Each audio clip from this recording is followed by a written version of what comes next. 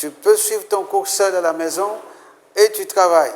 Tu peux te faire aider par papa ou par maman ou par ton encadreur à la maison. Il est donc, vous allez avoir ces cours de façon régulière, en maths, en français, en éveil, et vous allez continuer à travailler comme si vous étiez à l'école. Parce qu'on ne peut pas arrêter, sinon vous aurez un mois, peut-être que ça va se prolonger après le 21 avril, vous n'allez plus faire école. Donc, ces cours que nous vous envoyons, vous devez avoir le temps de les suivre tranquillement, disposer du temps pour faire les exercices, de telle sorte que vous ne puissiez pas rester à la maison inactif sans travailler. Et les parents doivent attacher une grande importance au suivi de ce cours et naturellement aux évaluations qui sont proposées par les maîtres. Merci beaucoup. Chers élèves, nous allons étudier une nouvelle leçon d'orthographe. Chacun de vous prend son cahier de brouillon. Rapidement, on récupère le cahier de brouillon et on va travailler. C'est bien? Tout le monde a son cahier? Ok, merci. On écrit les mots suivants. La petite. Une bonne. Une idée. Très bien. J'espère que tout le monde a écrit ces mots. C'est bien. Aujourd'hui, nous allons étudier les noms terminés par E muet. À la fin de la leçon, à partir d'une suite de mots, tu dois être capable de compléter au moins 5 sur 7 mots avec le son E écrit comme il convient en 4 minutes. On reprend encore avec notre cahier de brouillon. Très bien, les cahiers ouverts.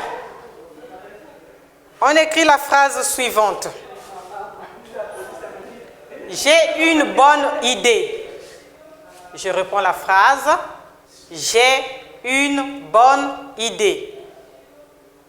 Très bien, tout le monde a écrit? Ok, on passe à la deuxième phrase. Cette petite fille est jolie. Très bien, on écrit. Cette petite fille est jolie. Très bien.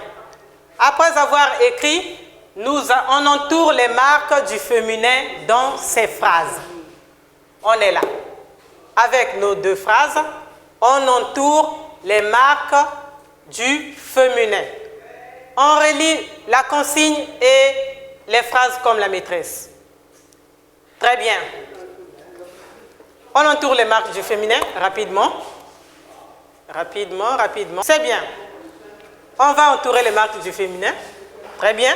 J'ai une bonne idée. Dans la première phrase, quel est le mot que vous voyez avec la marque du féminin qu'on avait étudié la fois passée? Vous le savez très bien, on marque le féminin en ajoutant un E muet à la fin du mot ou encore on double la consonne suivie de E muet. Vous le savez tous que les mots féminins, pour les reconnaître, on doit bien les regarder, bien les observer. Parce que le E, on ne l'entend pas. Mais en regardant, en observant, on peut savoir que ce mot est au féminin. Très bien. À vous de jouer. J'ai une bonne idée. Tout le monde a fini de travailler. Maintenant, on passe à la correction. Nous allons entourer les marques du féminin. On va passer à Jemima. Quelle est la première marque du féminin que tu vois dans la première phrase? Très bien. Le nœud de bonne. Une bonne idée. Très bien. Là, on a doublé la consonne. C'est bien. Quel est le deuxième mot féminin que tu vois qu'on peut entourer la marque du féminin? Oui, très bien, Christopher. Idée. Le E muet est la marque du féminin. On passe à la deuxième phrase. Qui voit un mot féminin qu'on peut entourer la marque du féminin? Très bien, Ketia. Petite. Le E, c'est la marque du féminin. Et quel est encore l'autre mot que nous pouvons entourer la marque du féminin? Très bien, Gad. Joli. Ok. Nous avons entouré les marques du féminin. Merci. Maintenant, chacun de vous va prendre sa fiche. Nous allons travailler avec notre fiche qui est là. Très bien. Tous, nous avons notre fiche. Nous allons prendre la fiche. On va déposer la fiche. La première des choses, qu'est-ce que vous allez faire? Vous allez observer l'image. Tout le monde va observer. On observe l'image qui est sur la fiche. Très bien. Après avoir observé, on peut dire qu'est-ce qu'on a vu. Qui peut me dire quelque chose? Oui, Léona. Ok, c'est bien. Tu as vu un enfant qui est en train d'attraper la lettre E. Est-ce que le E en question porte un accent? Ah, très bien. Le E ne porte pas l'accent. Donc, ce que nous allons faire aujourd'hui, nous allons rattraper le E muet. C'est bien. Maintenant, on lit le texte en silence. En 2 minutes, on lit le texte et après, suivez attentivement. La maîtresse va lire le texte. Et ce même texte que vous avez sur les fiches, on dépose d'abord la fiche, on va lire attentivement. On suit la lecture de la maîtresse. Demain, c'est le jour de la dictée. J'ai révisé les mots que le maître nous avait donnés à apprendre. Une bouée, un pâté, la pluie, un souci, la monnaie, un balai, une oie, un roi, une rue, un barbu, la banlieue, le bleu, une roue, un hibou. Je les ai copiés 5 fois, mais je fais toujours la même erreur. J'oublie le E à la fin de certains mots. J'ai pourtant tellement envie de réussir. Ok?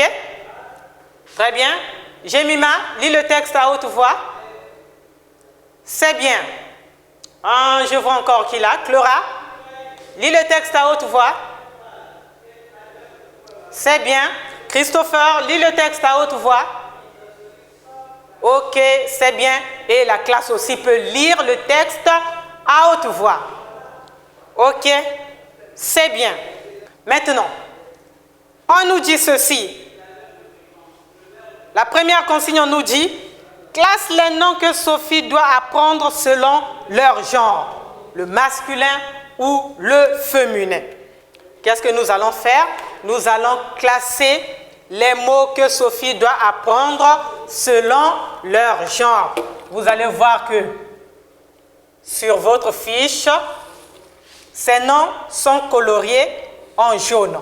Mais au tableau, ces mots sont écrits en rouge.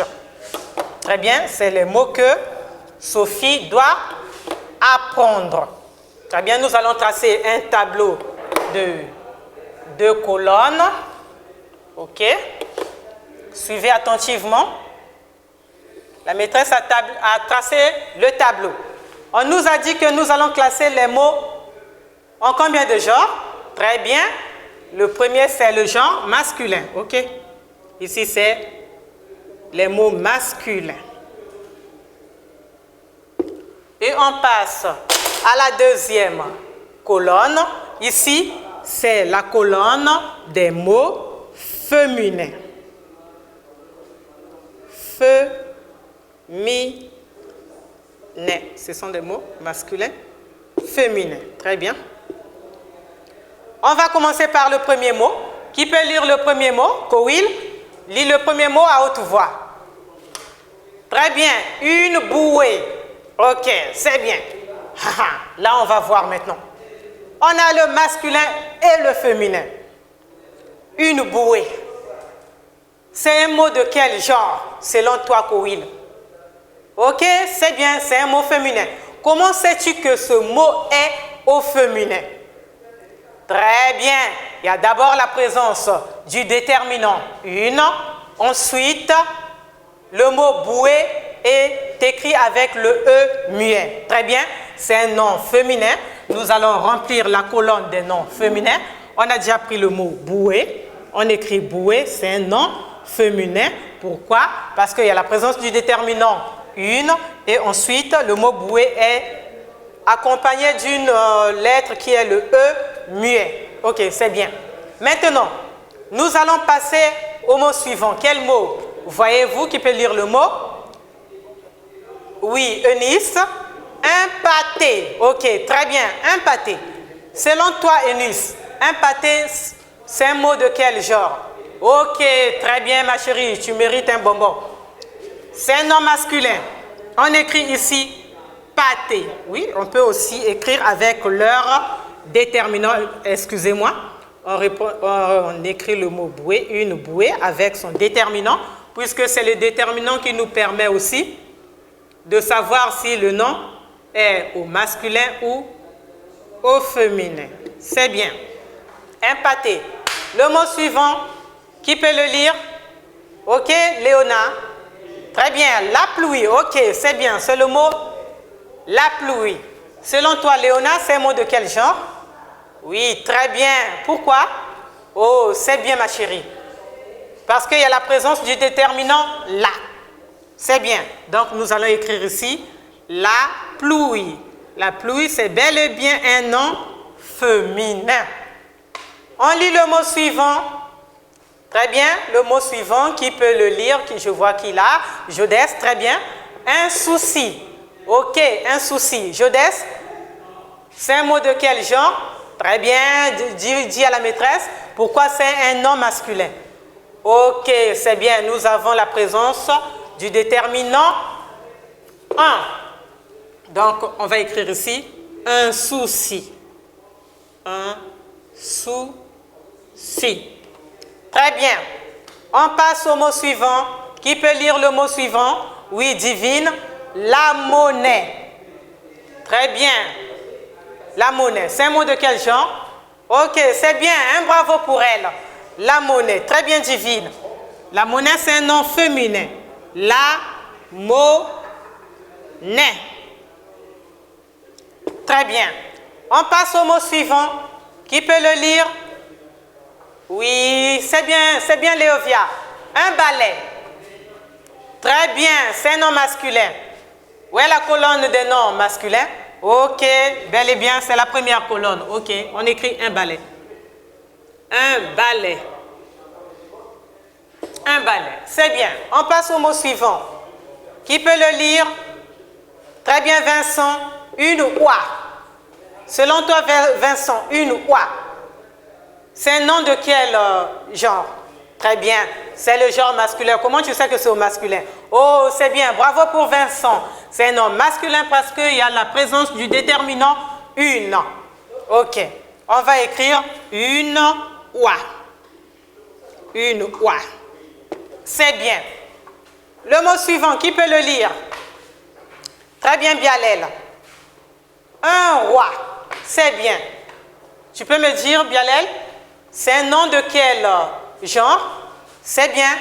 C'est le genre masculin. Pourquoi? Très bien. La présence du déterminant un encore. C'est bien. Un roi. Très bien. Oui, très bien. Qui peut lire le mot suivant?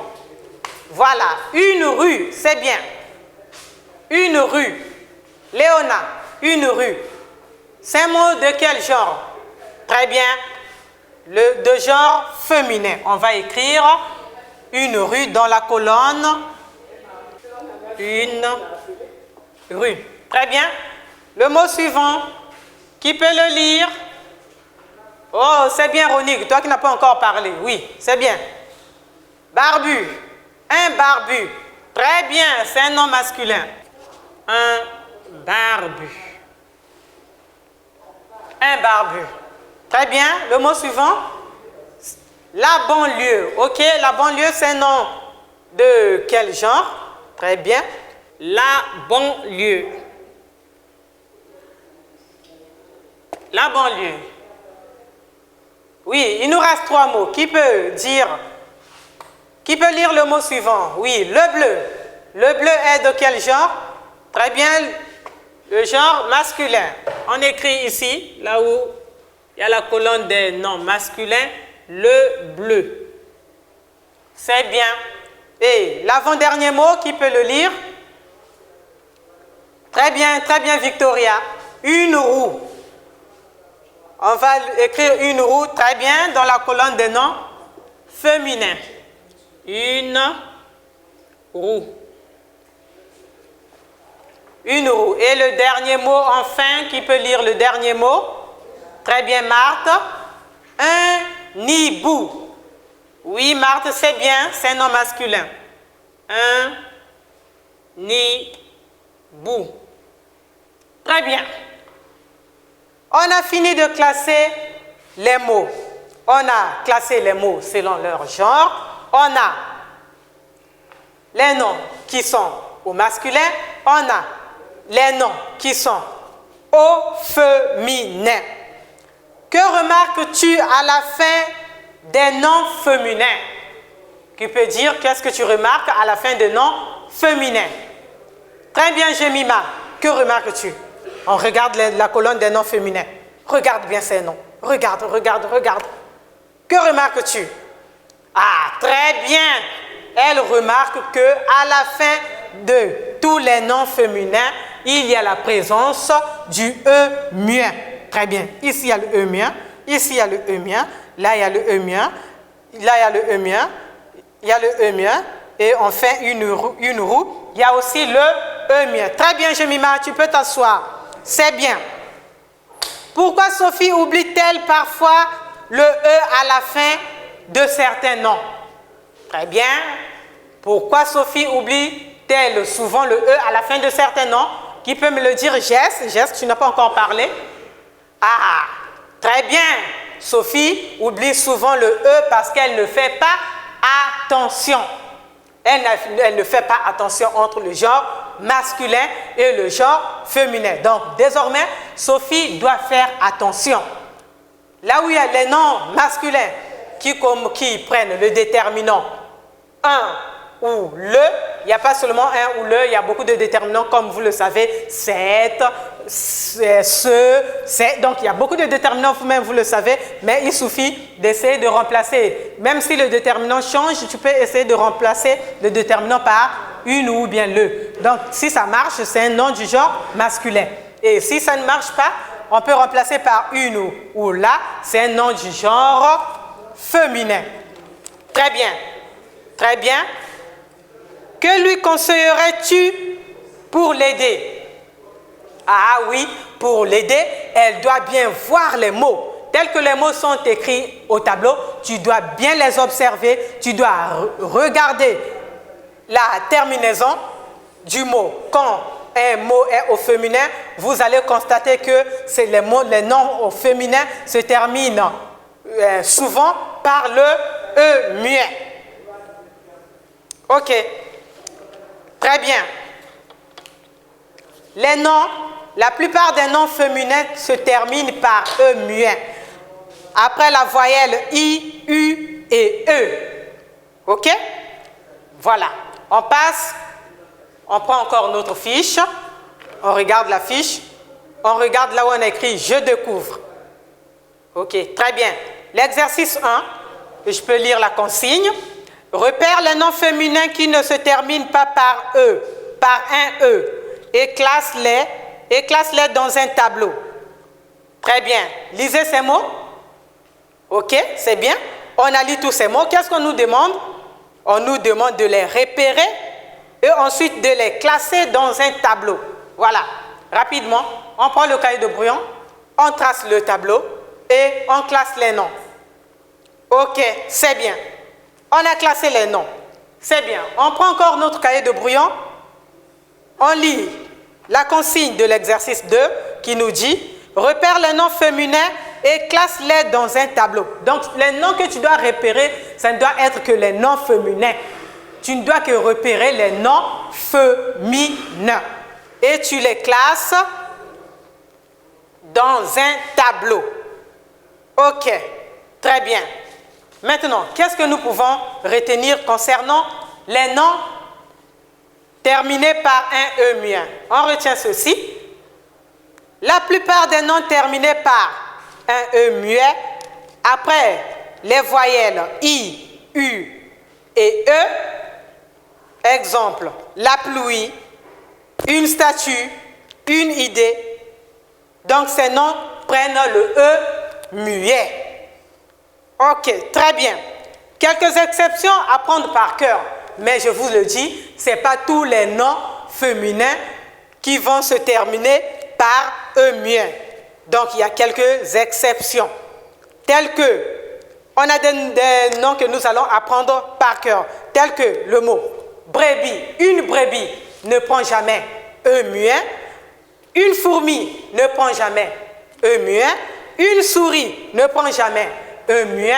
Une nuit ne prend jamais E muet. La paix ne prend jamais E muet. L'atout ne prend jamais E muet. Une loi. Donc il y a ces mots-là qui ne prennent pas, malgré que ces noms sont au féminin, ces noms on ne les écrit jamais avec le E muet. Donc il faut faire attention. Il faut faire beaucoup attention quand tu lis ces mots. Très bien. Il y a aussi des noms masculins qui prennent le E muet. Il y a aussi les noms masculins qui prennent le E muet. Quand vous voyez ces noms, malgré qu'on a ajouté le E muet, vous regardez le déterminant, vous allez savoir que non, malgré que ces noms prennent le E muet, ils ne sont pas au féminin. Exemple, nous avons un lycée, un trophée, un musée, un génie, un incendie, un parapluie, la foi. Très bien. Maintenant, je pense que vous avez entendu ce que j'ai dit par rapport au résumé. Qui peut encore répéter le résumé? Ah oui, très bien. Qui encore peut lire le résumé? Très bien. Et la classe, tous ensemble, on lisait le résumé. Ok, c'est bien. Sur notre fiche toujours, on regarde là où on a écrit « Je m'exerce ». Je m'exerce. Très bien. On va à l'exercice numéro 4. Complète les mots avec le son E. Écrit comme il convient. L'exercice 4, vous avez vu que ces mots, on n'a pas fini ces mots-là. On ne les a pas bien écrits. Il faut compléter maintenant la lettre ou bien les lettres qui manquent. À vous de jouer. Complétez. On complète rapidement. Ok, c'est bien. On a complété. C'est bien. Maintenant, on a fini avec l'exercice numéro 4. Vous allez voir, nous avons des exercices d'entraînement. L'exercice numéro 1 et l'exercice numéro 2, ce sont des exercices que nous allons travailler dans notre premier entraînement. Exercice 1 et 2. Premier entraînement. Ensuite, on prend l'exercice 3, E5. Deuxième entraînement. Ensuite, l'exercice 6, qui est notre troisième entraînement. Je répète encore, les exercices d'entraînement, on ne va pas les faire le même jour. Le premier jour, on travaille, on fait l'exercice 1 et 2, le premier jour. Le deuxième jour, on fait l'exercice 3 et 5. Et le troisième jour, on fait l'exercice numéro 6. OK? Très bien, chers élèves. On a fini notre leçon d'orthographe sur les noms terminés par E muet. Tout le monde va travailler. La maîtresse est là. C'est la maîtresse qui va corriger les fiches. Travaillez, travaillez, travaillez. Ne vous lassez pas. Nous sommes là. On est ensemble. On travaille. Merci.